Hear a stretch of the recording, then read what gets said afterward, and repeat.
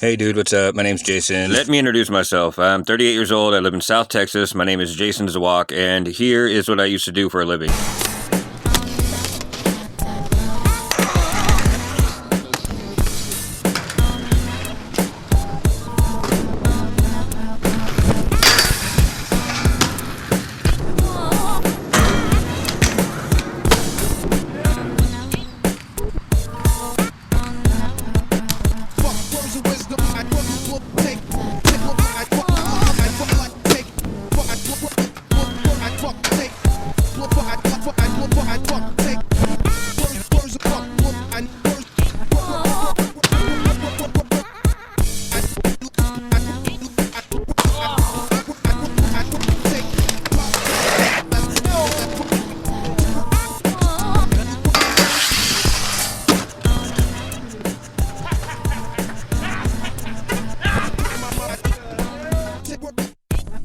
Anyway, dude, I don't ride bikes and I don't surf. The guy who owned this skate shop, Revolution, he is from Alaska, dude, and he was like you. He's a fucking crazy ass dude that fucking wants to ride down mountains and shit.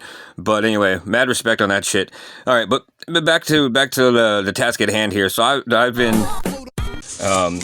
been obviously paying attention to your case, and I got something that might be helpful as a last resort type thing, because I don't think that they're going to stop trying to prosecute this, and here's why.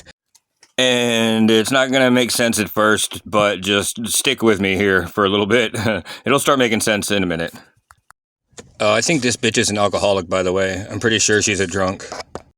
Okay, so fentanyl is not a super legal drug that comes from Mexico. It is a pharmaceutically made, FDA approved, legal, 100% legal drug that comes from pharmaceutical companies. And in 2005, I guess, whenever it started making a big whoop-de-woo, like the FDA or the DEA or whatever fucking regulative agency was supposed to warn people and doctors about how bad the addictiveness could be, they didn't.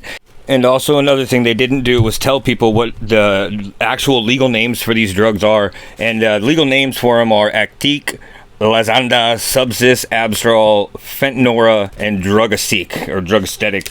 Anyway, it gets out on the streets through fraudulent prescriptions, through distribution by patients, physicians, and pharmacists. Now, the National Forensic Lab of Info Systems doesn't distinguish between the pharmaceutically made and the illicit street illegal, because they can't, because they're chemically the same. Now, Arizona has a huge flow of this, because two of those pharmaceutical companies, the big ones, are there in Arizona. Now, 4,000 people have sued over this, and the settlements just went out. It's known as an opioid settlements, and your city specifically, Tucson, just got about $18 million in the bank right now. Right, but just like anything else you get from the government, there's specific stipulations on how they can spend it and what they can spend it on, and guess what one of them is?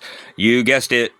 Of severe mental illness and or severe substance use. Well, dip me in shit and roll me in breadcrumbs. Doesn't that sound familiar?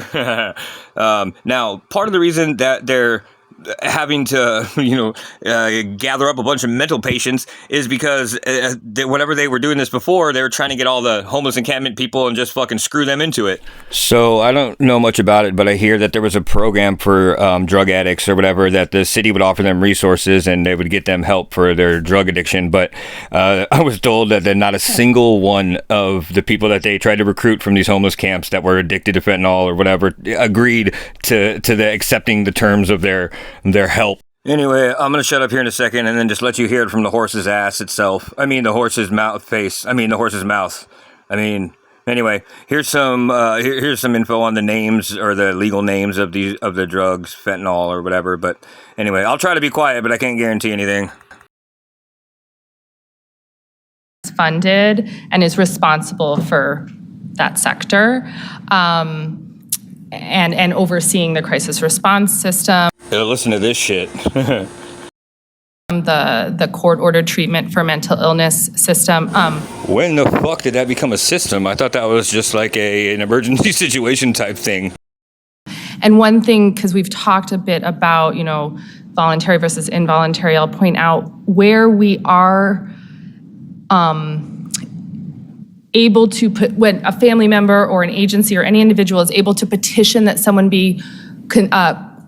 get a psychological evaluation and then be considered for court-ordered treatment for mental illness. That does not exist for substance dependence. Oh, they want that to be a thing so bad. Woe is me. We can't get a bunch of drug addicts to voluntarily go do a drug treatment course. So you cannot mandate for someone to get substance use treatment, whereas you can, based on the decision of a judge for What is it?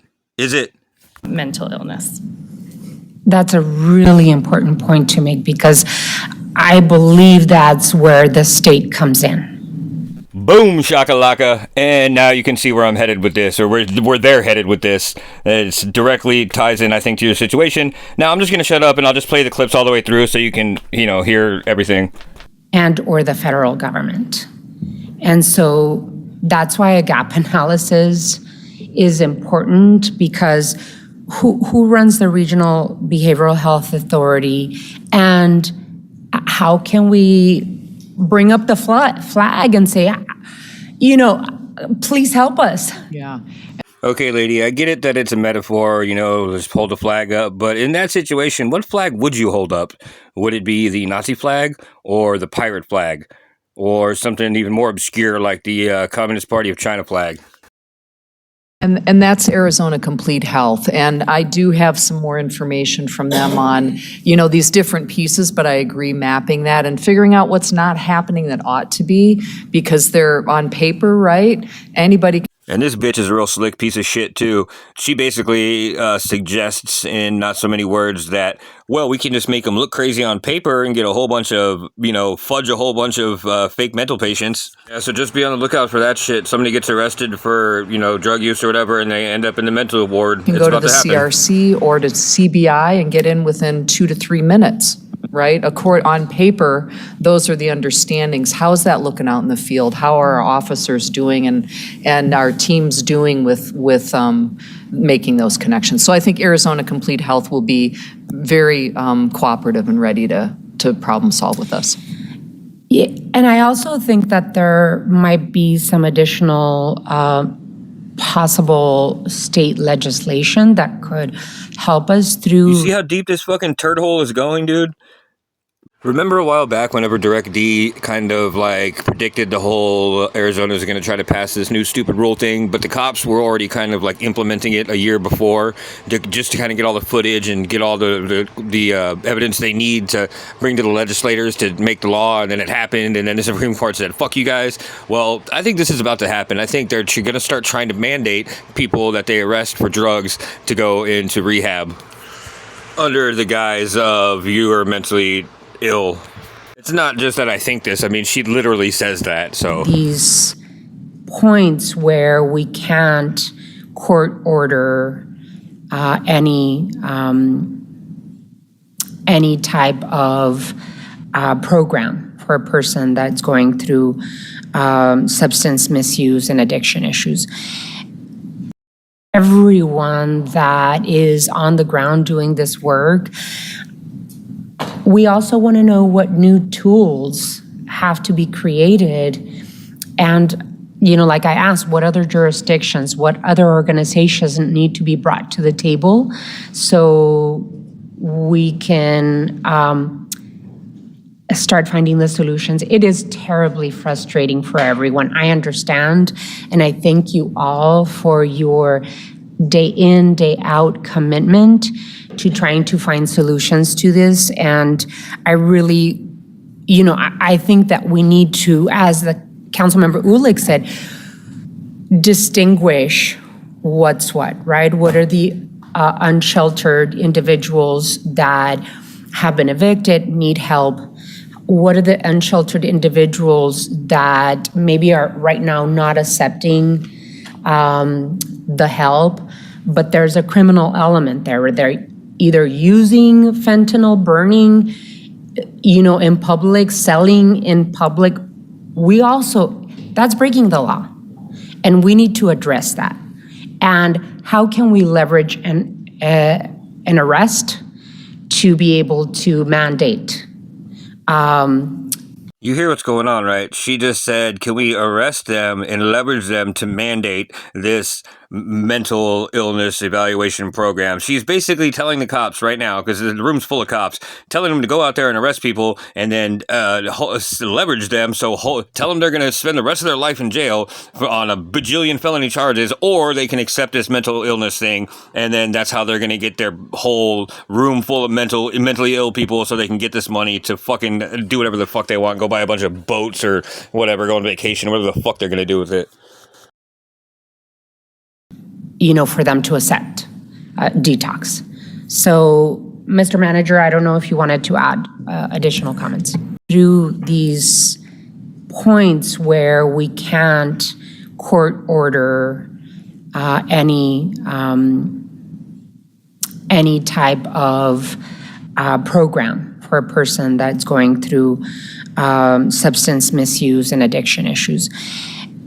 This is a super important conversation, and we are way over our 25 minutes allotted, but way over the 25 minutes allotted, which means the rest of what we hear is not going to be on any official record except this recording. I know the Vice Mayor has questions, and I do have more questions, but I think we need to continue this discussion.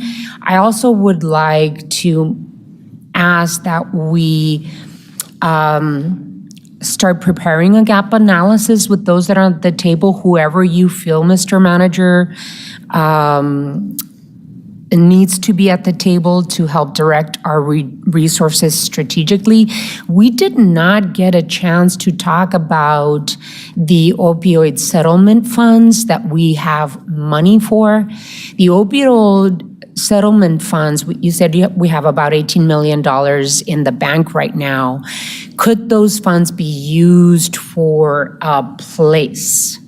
I know that in my conversations with Chair Grijalva and County Administrator Lesher, we've toyed with the idea of the possibility of having a detox facility at the Mission Annex building that is now being used as a cooling center.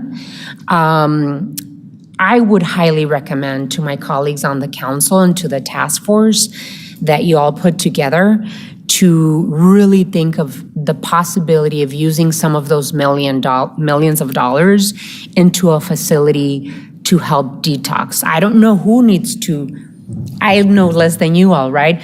In terms of who needs to staff it. But I think that could be a possibility of an initial contact to start helping individuals that have severe mental illness and or severe substance use disorder. Is that so? You think you're helping people? Or could it be this right here? You probably read this whenever you got your 18 mil.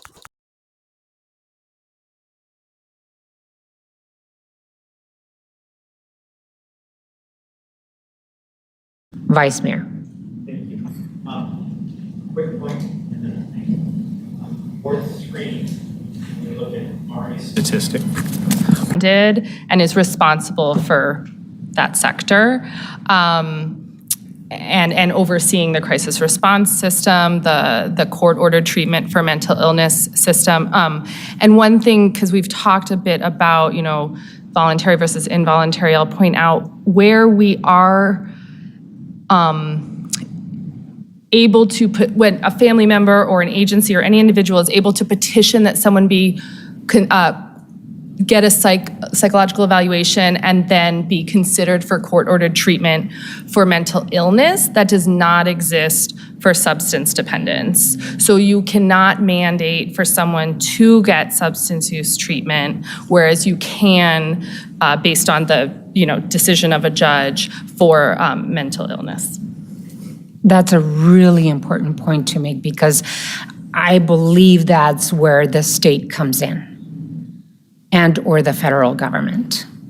And so that's why a gap analysis is important, because who runs the Regional Behavioral Health Authority, and how can we bring up the flag and say, please help us. Yeah, and that's Arizona Complete Health, and I do have some more information from them on, these different pieces, but I agree mapping that and figuring out what's not happening that ought to be, because they're on paper, right? Anybody can go to the CRC or to CBI and get in within 2 to 3 minutes, right? On paper, those are the understandings. How's that looking out in the field? How are our officers doing and our teams doing with making those connections? So I think Arizona Complete Health will be very cooperative and ready to problem solve with us.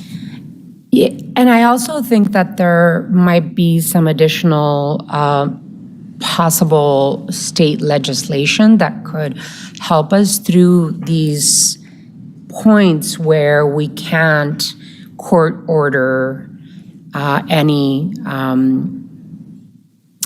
type of program for a person that's going through substance misuse and addiction issues. So here's the September 25th meeting. That's what we've been watching, but the September 11th is right here, and that's kind of their setup for this. But I didn't really explain how dangerous it is, because they don't distinguish what's illegal fentanyl and what's legal fentanyl, which is why there's so much of it. And they can literally pin this drug charge of fentanyl on anybody they want, and then after they use this court-ordered mandated bullshit, they can fucking put anybody they want in a mental institution of their choosing.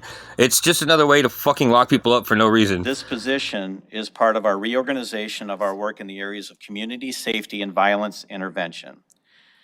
Thanks to the foresight of our mayor and council, we have piloted several community safety initiatives over the last 4 years, including our Community Safety Health and Wellness Program, our Housing First program, and Place Network investigations. These pilot programs have been unqualified successes in improving the lives of people in our community, but there is a lot of work ahead. So they got people they trust that can recruit the people that are down in the dumps and down on their luck, and now they have houses to put the people in that do good and don't tell on them and are going to follow their rules, and now they have a place to put all the sheltered people, and this all secures the funds that they need. We will now be consolidating these interconnected programs in the city manager's office and have them led by this new position to assure that the intersectionality is achieved across these programs. Both myself and Assistant City Manager Liz Morales look forward to talking with you, Mayor and Council, about these and other work as we examine our future funding sources and our approach to the. So he's like, I'm set up. What's up with the money? You know what I mean? Let's examine our future funding sources. And then the next meeting, or the very next one, or the next one is the 25th one. Okay, I feel like I'm beating a dead horse. I think you understand anyway, all right. Later, man. Thanks for watching. Peace. These programs in the